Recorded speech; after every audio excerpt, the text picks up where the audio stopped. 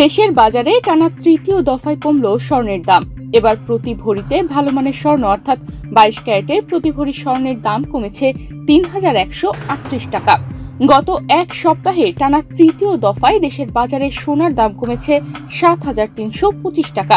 ১২ মে সোমবার সোনার দামে এই পরিবর্তন এনেছে বাংলাদেশ জুয়েলার্স অ্যাসোসিয়েশন বাজুস।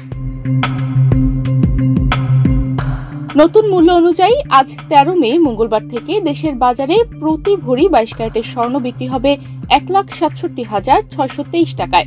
২১ ক্যারেটের এক ভরি স্বর্ণের দাম কমিয়ে ১,৫৯,৯৯৫ টাকা নির্ধারণ করা হয়েছে। এছাড়া ১৮ ক্যারেটের এক ভরি স্বর্ণের দাম ১,৩৭,১৪৫ টাকা নির্ধারণ করা হয়েছে।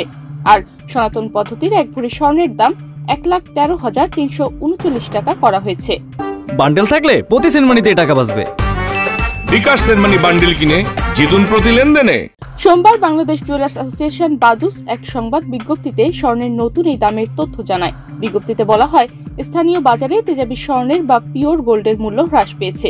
সে কারণে স্বর্ণের দাম সমন্বয়ের সিদ্ধান্ত নিয়েছে বাজুস।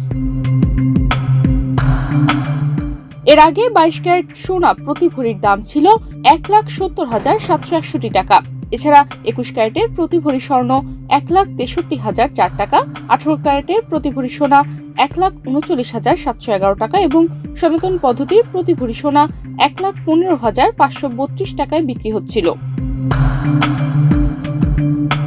বাজুস জানায়, সোনার বিক্রয় মূল্যের সঙ্গে আবশ্যিকভাবে সরকার নির্ধারিত ৫% ভ্যাট ও বাজুস নির্ধারিত ন্যূনতম মজুরি ৬% যুক্ত করতে হবে।